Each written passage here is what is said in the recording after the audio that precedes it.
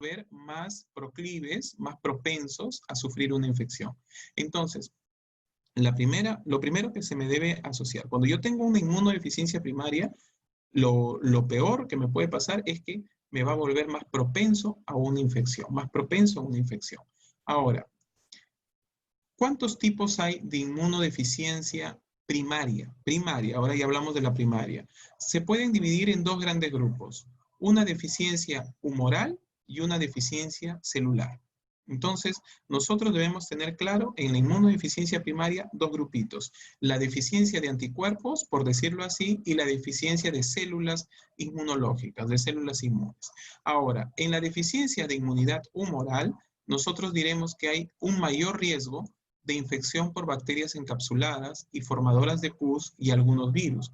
Entonces, ¿por qué me sirve esto? Porque yo con esta deficiencia de anticuerpos, lo más común es que padezcamos de infecciones por este tipo de bacterias. ¿Cuáles son ese tipo de bacterias? Pues ahí tenemos a las bacterias como Streptococcus pneumoniae, como Staphylococcus aureus, como Streptococcus pyogenes. Todas ellas me producen neumonía, otitis, pus. O sea, esas bacterias que son encapsuladas, forman pus, esas bacterias van a estar asociadas a inmunodeficiencia de anticuerpos. En cambio, y de algunos virus. Ahora, ¿qué se parece a esta deficiencia de inmunidad humoral? O sea, ¿qué inmunodeficiencia se parece a esta deficiencia de inmunidad humoral, a cuando nos faltan anticuerpos?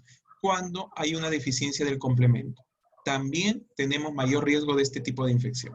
Entonces, chicos, lo primero que vamos a aprender es que en la inmunodeficiencia de anticuerpos, el mayor riesgo de infección es por este tipo de bacterias y que lo que se parece a esta deficiencia de anticuerpos es la deficiencia del sistema del complemento, del sistema del complemento.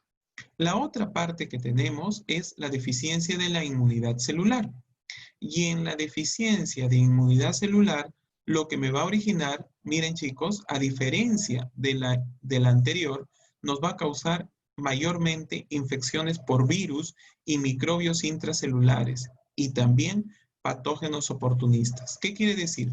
Que cuando fallan nuestras células sanguíneas, nuestras células, más que nuestros anticuerpos, nuestras células, nosotros vamos a ser más propensos a que nos ataquen virus principalmente. Todo lo que son patógenos intracelulares. No se olviden que los virus son parásitos intracelulares.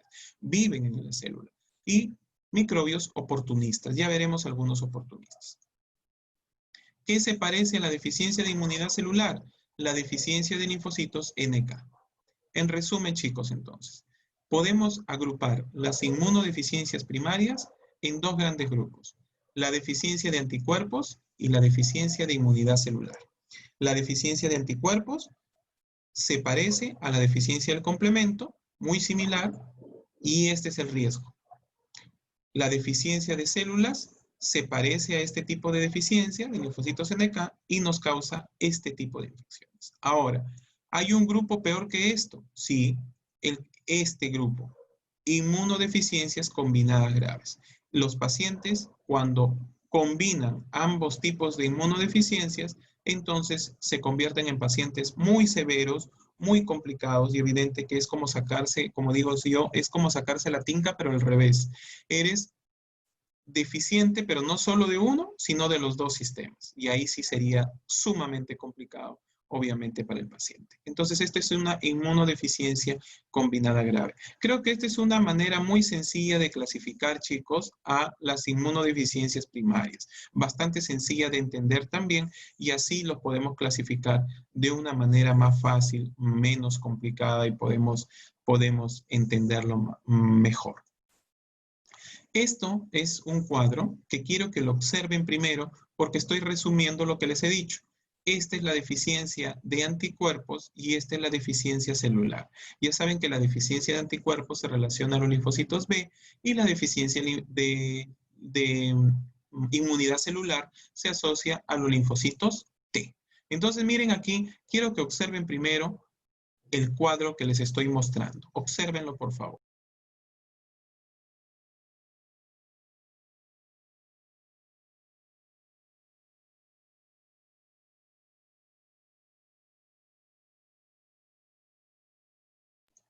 ¿Qué es lo primero que les llama la atención?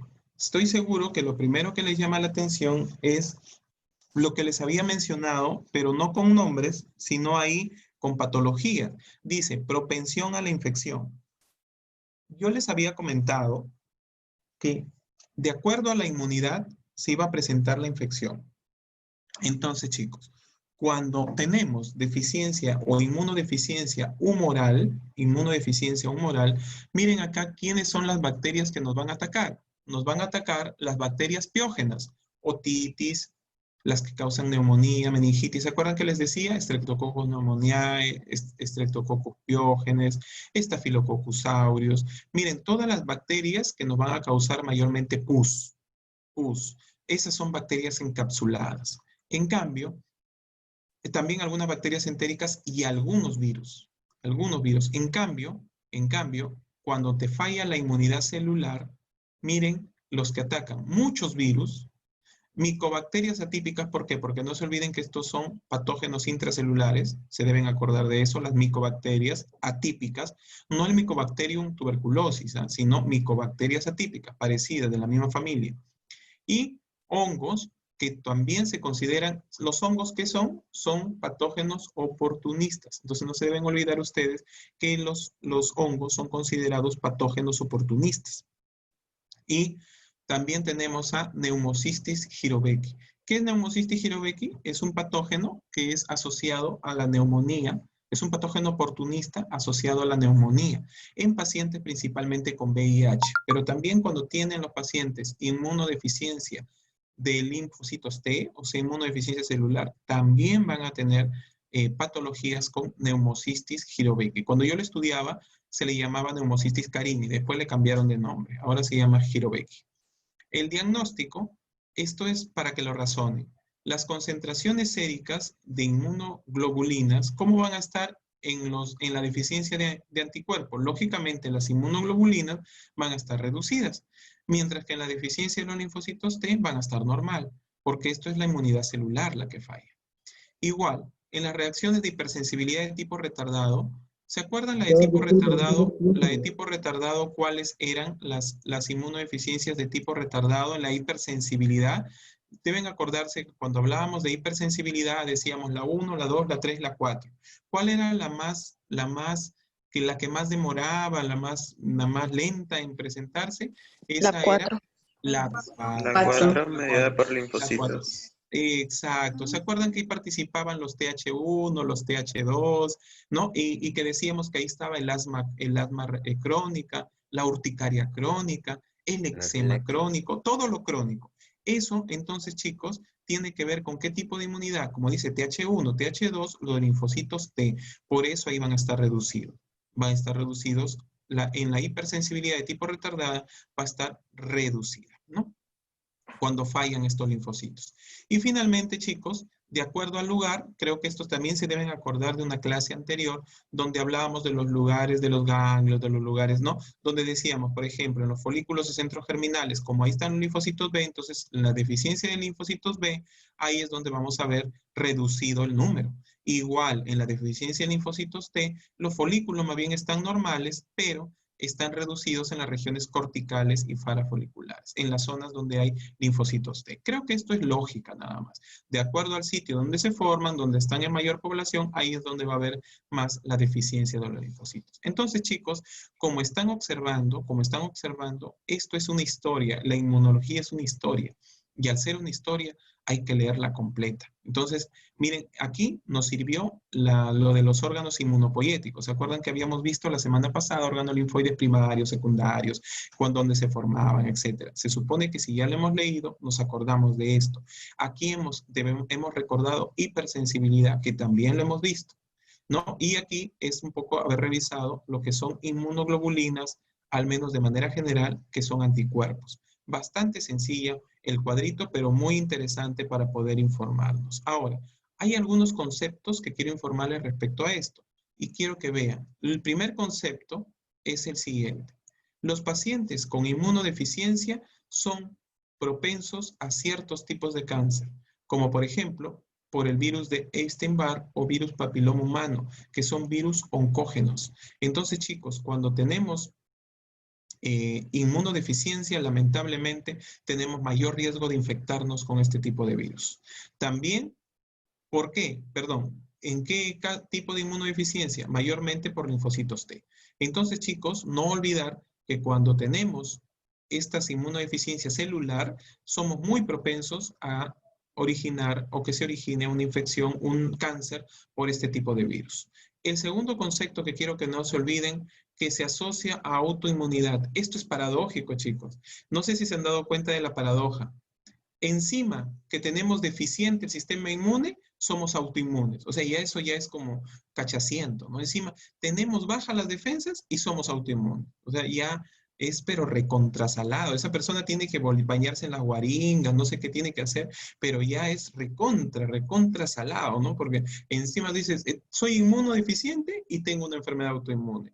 Lo normal es que no suceda eso, ¿no? Sino que seas autoinmune cuando tienes un problema más bien de sobrecarga inmunológica, pero no que encima que tienes mal tus defensas, encima eres autoinmune. Eso es, pero recontra salado. Ahora, decirles que es poco común, les comento. Supuestamente en el Perú no es muy alta la incidencia. Yo lo dudo. Lo que pasa es que acá, ¿qué estudios hacemos de inmunoglobulinas? ¿Qué estudios hacemos de linfocitos? ¿Qué estudios hacemos de diferenciación? No es común. No lo estudiamos y si no lo estudiamos no podemos saber si es cierto o no es cierto. Ese es el problema. O sea, no podemos concluir de que eso no está sucediendo, ¿ya? Y lo último, chicos, que debemos aprender es esto. La inmunodeficiencia puede deberse a defectos en el desarrollo o en la activación de linfocitos o también en los mecanismos efectores. ¿Qué quiero que entiendan de esta diapo, de este párrafo, chicos? Que los linfocitos pueden dañarse bien en la primera parada o bien en la segunda parada. ¿Se acuerdan de las paradas de la clase pasada que les decía? La primera parada eran los órganos linfoides primarios, donde maduraban. ¿Cuáles eran los órganos linfoides primarios? Era la médula ósea y el timo. Y cuando hacían la segunda parada, ya no maduraban. ¿Se acuerdan que no maduraban, sino que hacían? Se activaban. ¿Se acuerdan que se activaban? Entonces, la inmunodeficiencia... Los hematopoyéticos. Exacto. Entonces, chicos, les decía, esta inmunodeficiencia puede darse en los dos momentos, en cualquiera de los dos momentos, o bien cuando se está madurando, o bien cuando está respondiendo, es decir, cuando se expone al antígeno. Eso es muy importante que ustedes sepan. La inmunodeficiencia puede ser a cualquiera de los dos niveles. Entonces, creo que estos tres párrafos nos definen muy bien lo que es una inmunodeficiencia, al menos una inmunodeficiencia primaria, una inmunodeficiencia primaria. Ahora, miren este cuadrito. Qué hermoso, qué bonito, ¿no? Recontra pesado, ¿no? No hay que ser hipócritas, es recontra feo estos cuadros de inmunodeficiencia primaria. Les voy a aliviar primero el estrés, no les voy a tomar por si acaso la mutación en el gen que codifica citoesqueleto es, no les voy a tomar, ¿ya? Así les digo para que no estén como locos buscando, escaneando el cuadro, fotocopiando, no sé qué haciendo, no les voy a tomar así porque no es el objetivo. Les he mostrado para que se den cuenta la cantidad de tipos que hay y quiero que razonen lo siguiente, y quiero que estén atentos a esta explicación. ¿Se acuerdan? Y nuevamente recordando la historia, yo les dije que inmunología es una historia.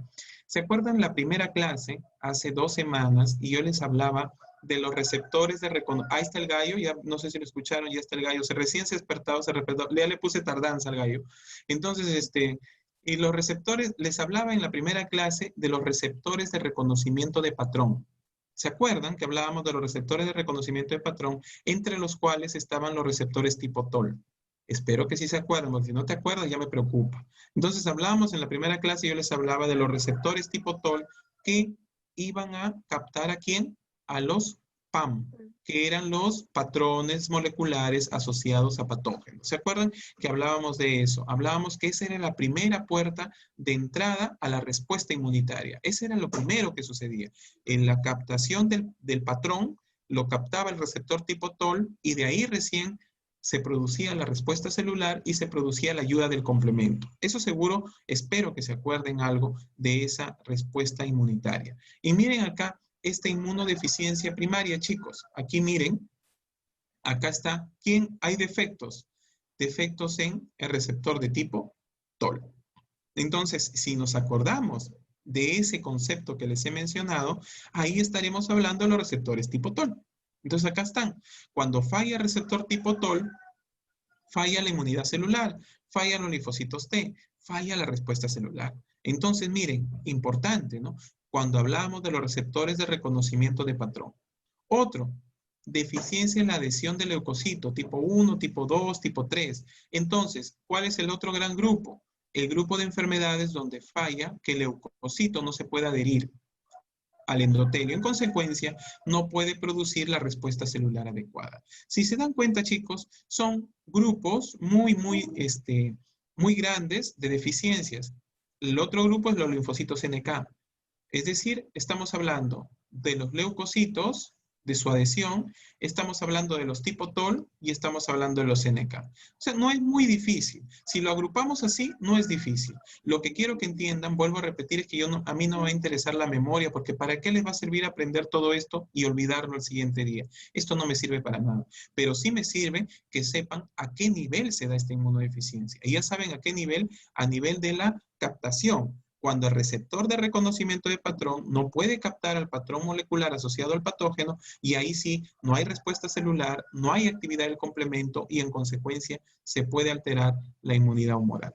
¿Cuál es una enfermedad conocida de esto? La enfermedad granulomatosa crónica, por si acaso. ¿Por qué? Estas mutaciones están ligadas al cromosoma 10. No se olviden que la mayoría de veces están ligadas al cromosoma 10 estas mutaciones. Eso es algo que deben recordar respecto a inmunodeficiencias. Entonces, como les digo, siempre les suelto los datitos que es necesario que conozcan respecto a alguna patología. Entonces, esto es inmunodeficiencia congénita de la inmunidad innata, de la inmunidad celular. Eso es algo que es necesario que lo tengamos claro.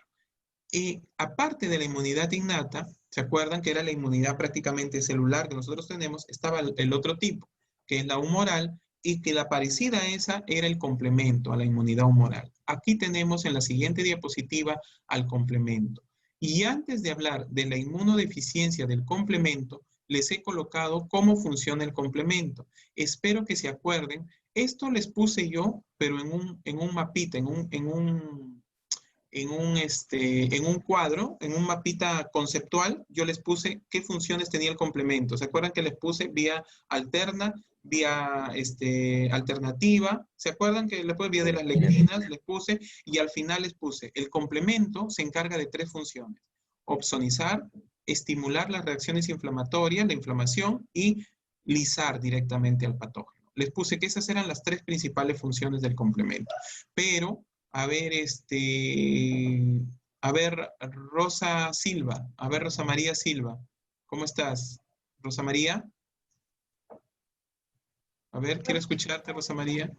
¿Me Hola, escucha? Rosa. Ah, ahí está Rosa. Rosa, dime, de estas 3 funciones del complemento, ¿cuál te acuerdas que fue la principal que yo decía que era del complemento, Rosa María? ¿Cuál era? Opsonizar. Opsonizar. ¿Y qué era opsonizar, Rosa María? ¿Te acuerdas qué era Era opsonizar? como, usted explicó que era como resaltar a la bacteria para Lo que, máximo. Así es, así es. Excelente. ¿Para qué? ¿Para qué, Rosa María? Te corté, discúlpame. ya que era resaltar a la bacteria para que eso se pueda acoplar, unirse.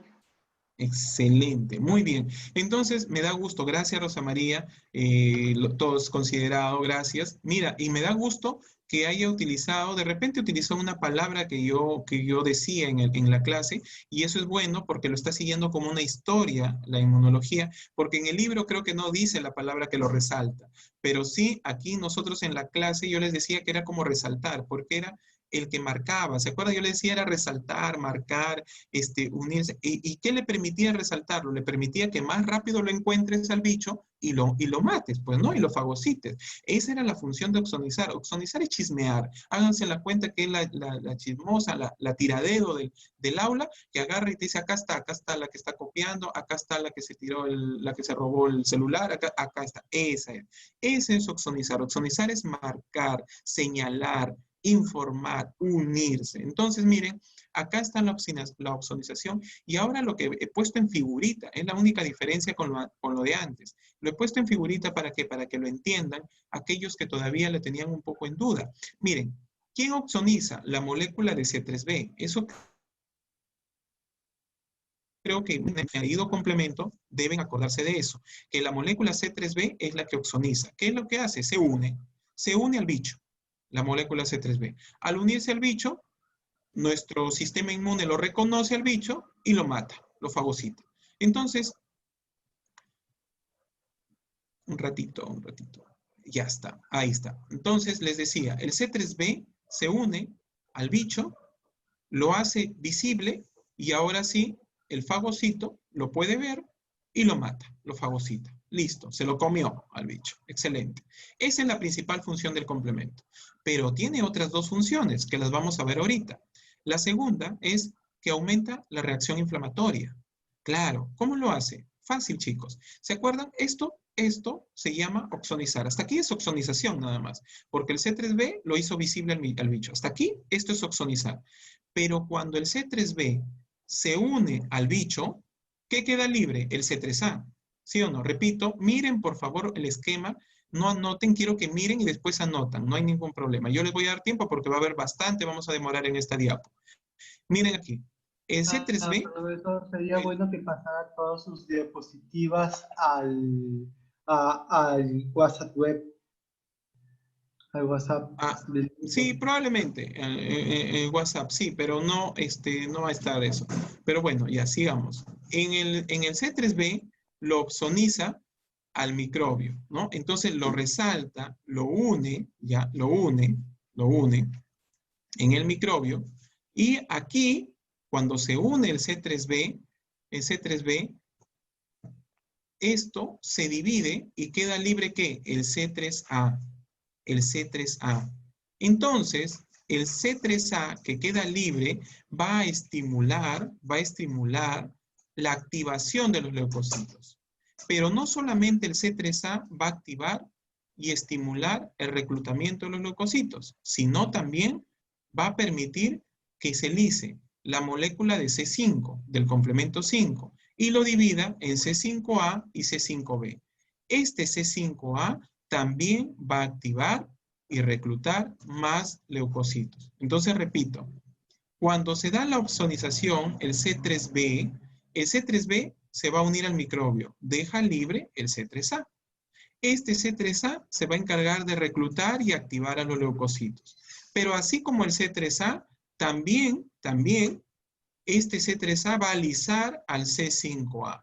Y ese C5, el C5 y el C5a que se libera, también va a estimular, va a reclutar y va a activar a los leucocitos. En consecuencia, por eso se va a dar una exacerbación, un aumento de la respuesta inflamatoria. Bastante sencillo, entonces. La primera función es opsonizar. El C3b se une al microbio. La segunda función es que el C3b, al dividirse la molécula C3, deja C3b y deja el C3a. Este C3a lisa el C5 y ayuda a que se forme el C5a. El C3a y el C5a va a estimular a la formación de leucocitos, mayor activación y se aumenta la respuesta inflamatoria. Sencillo, bastante fácil. Por último, tenemos la citólisis mediada por el complemento. Y en la citólisis mediada por el complemento tenemos que el C3b, miren acá cómo ya está unido, ¿no? Ya está unido el C3b. ¿Esto cómo se llama, chicos? Cuando solo el C3b se une a la bacteria, al bicho. ¿Cómo se llama esto? Solamente, para no olvidarnos, ¿cómo se llama esto? Opsonización. Muy bien. Esto, que es opsonización, estimula a otros componentes del complemento. ¿Cuáles son los otros componentes del complemento? El C6, C5b, C7, C8. Esto es el complejo de ataque de la membrana. ¿Y qué hace el complejo de ataque de la membrana? Pues causa la lisis de la bacteria. Esto es la última función del complemento, la citólisis del complemento. Esto, chicos, en resumen, he querido repasar lo que es el complemento. Entonces, la opsonización, el aumento de la reacción inflamatoria, y la citólisis mediada por el complemento son tres funciones del complemento que son muy claras y son, como digo, todas son importantes para nuestra función celular. Ahora, hemos visto en qué consiste esta función del complemento, pero esto es normal. Ahora vamos a ver lo anormal. Y lo anormal es esto que vamos a ver. Cuando falla la inmunodeficiencia del complemento, mayormente falla en vía clásica del complemento. ¿Cuál componente de la vía clásica? Pues el componente el C1Q, el C1R, el C4, el C2 y el C3. Entonces, esos son los componentes de la vía clásica que mayormente fallan. La deficiencia de C2 es la más frecuente del complemento en seres humanos. Eso no debemos olvidarlo. La de C2 es la más frecuente del complemento en seres humanos. Los pacientes con C1Q, C2 y C4 sufren lupus eritematoso sistémico. Esta deficiencia es la asociada a lupus. ¿Por qué se cree que es eso? Porque como el complemento tiene que ver con la eliminación de los inmunocomplejos, acuérdense que lupus es un tipo de hipersensibilidad de tipo 3, que es mediada por inmunocomplejos. Entonces, como estamos deficientes del complemento, se supone que se produce un defecto en la eliminación de esos inmunocomplejos. Y como no los podemos eliminar, entonces se depositan esos inmunocomplejos en los tejidos y nos causa las consecuencias del lupus, ¿no? Del lupus. Ojo, las deficiencias de componentes de la vía alternativa, incluidas la properdina y el factor D, esas dos también incluidas, van a aumentar la propensión a la infección piógena, a la infección con bacterias piógenas, ¿ya? Infección con bacterias piógenas. Las deficiencias de C5 hasta C9, C5, C6, C7, C8, C9, si se acuerdan, aquí estamos hablando principalmente de ¿qué, chicos? Estamos hablando principalmente del complejo de ataque de membrana, del CAM, C5, C6, C7, C8, C9. La deficiencia de estas proteínas del complemento se asocian al aumento de infección por Neisseria. Entonces, por si acaso, ¿cuáles son los tipos más conocidos de Neisseria? Neisseria gonorrhoeae, Neisseria meningitidis. Entonces, nos va a hacer más propensos a este tipo de inmunodeficiencias, ¿no es cierto? A este tipo de inmunodeficiencias. Y la deficiencia de proteínas reguladoras del complemento originan varios síndromes. No se olviden que existen proteínas reguladoras del complemento. Las proteínas reguladoras del complemento son aquellas que van a permitir que el complemento pueda seguir desarrollando su actividad y pueda seguir desarrollando la proteólisis continua. Entonces, si tenemos falla en esas proteínas reguladoras, vamos a tener muchas enfermedades. En resumen, infecciones piógenas, glomerulonefritis o síndrome urémico hemolítico. Ahora, ¿qué pasará si se combinan las inmunodeficiencias? Las inmunodeficiencias, cuando se combinan, chicos, puede originar una inmunodeficiencia combinada grave. Y otra vez nos vamos a los cuadros feos. Miren este cuadrito, recontra aburrido, recontra feo, recontra grande.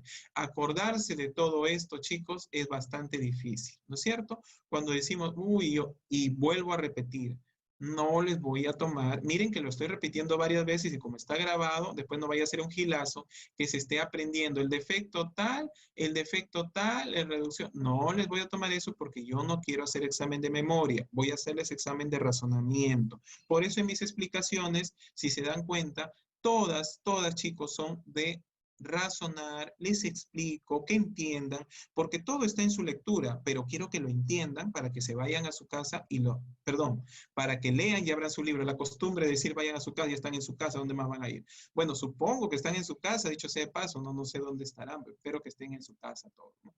¿Dónde andarán? Bueno, entonces yo les digo que estas inmunodeficiencias, yo no voy a tomar los cuadros y qué tal mutación, les voy a decir el razonamiento de cada cuadro o cómo se desarrolla o qué me origina, eso sí, en general, no de una manera particular. Bueno, repetido esto, miren este cuadro es recontra aburrido porque acá están todas las enfermedades en el lado izquierdo, ¿no? Aquí están observando, están todas las enfermedades, que son un montón, ¿no? Incluso hay algunas más.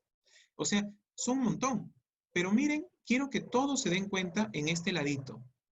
En este ladito derecho están mutaciones y acá están un cuadrito donde te dice el mecanismo o la deficiencia funcional. Y si se dan cuenta, acá ya no hay mucho tipo. No hay aquí tanto, acá hay un montón de enfermedades, pero acá solamente es alteración de los linfocitos T o de los B o de los NK.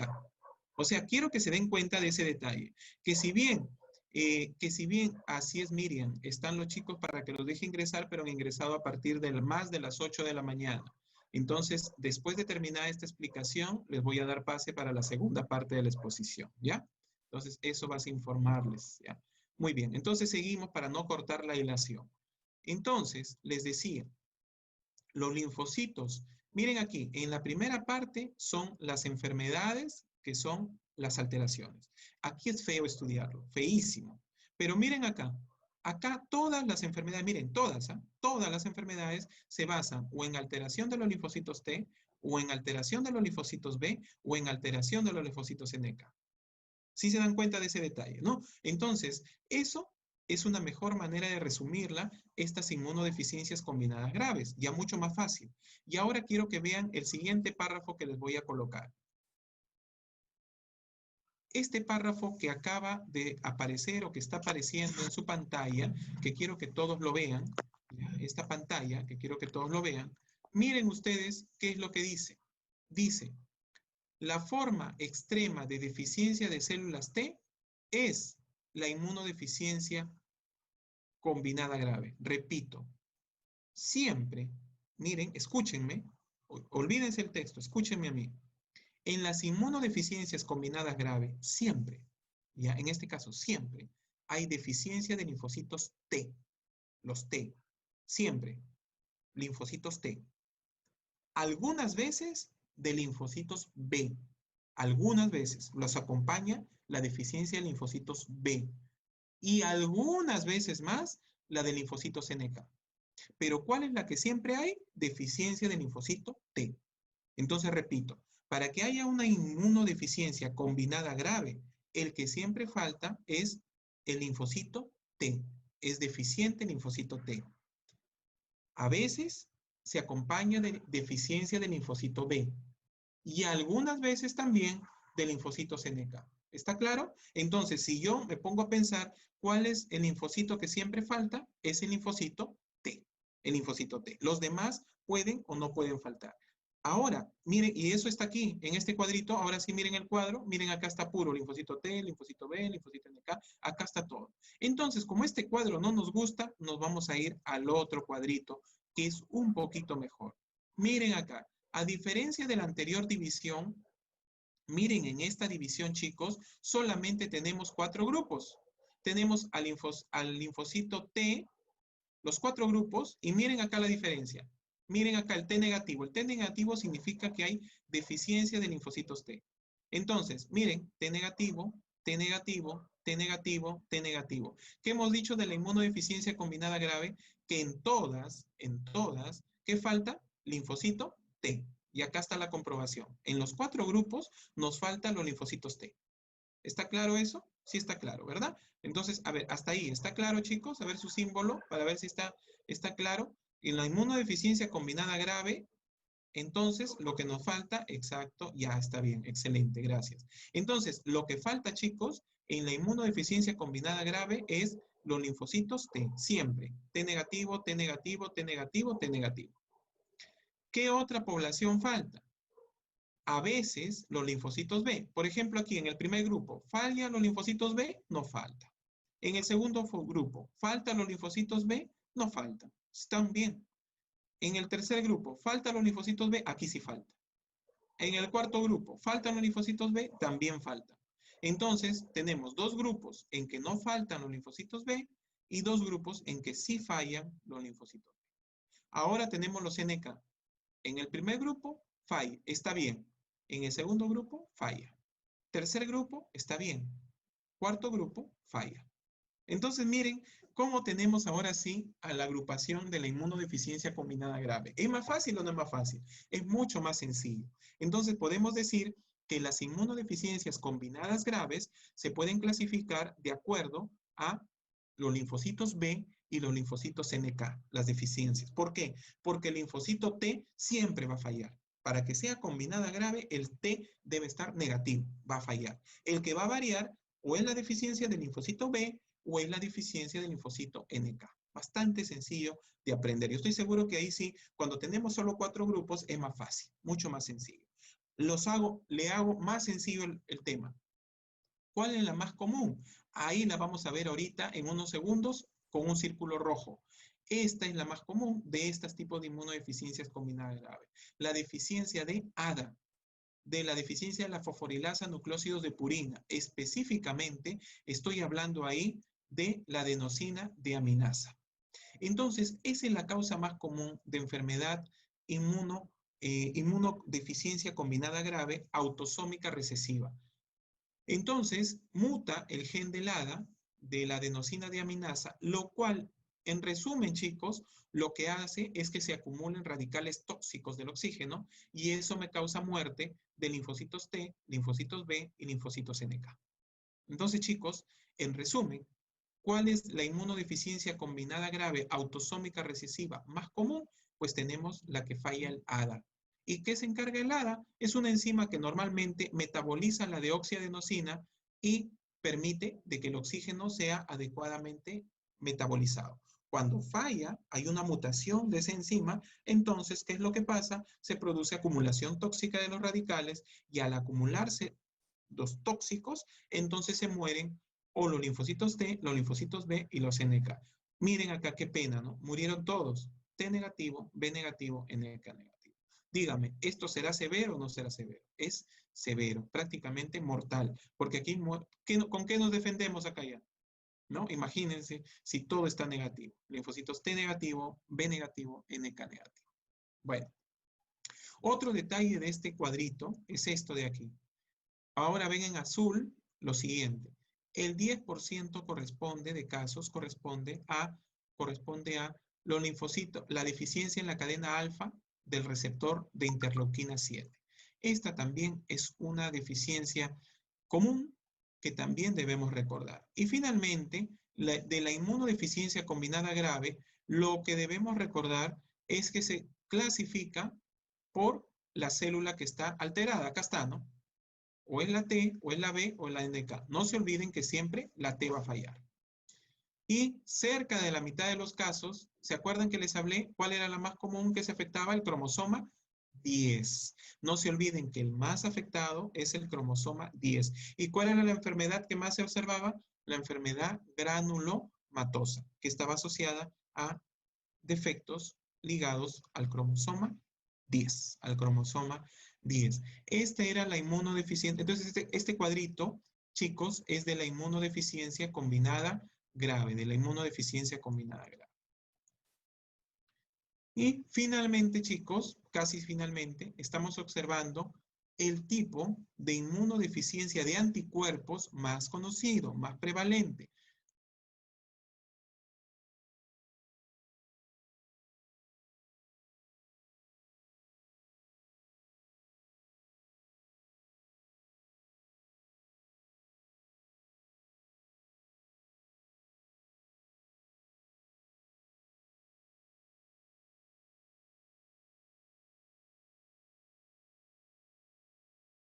Prevalente.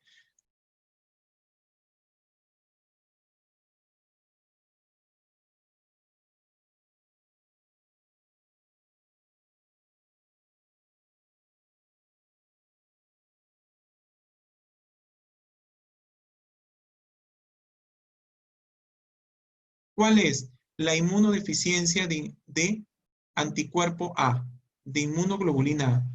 Es la inmunodeficiencia primaria más común, por eso es la que figura en sus sílabos, y es bastante sencilla de entender. 1 por cada 300 a 600 nacidos vivos. La mayoría de los pacientes son asintomáticos, por eso quizás no es tan importante.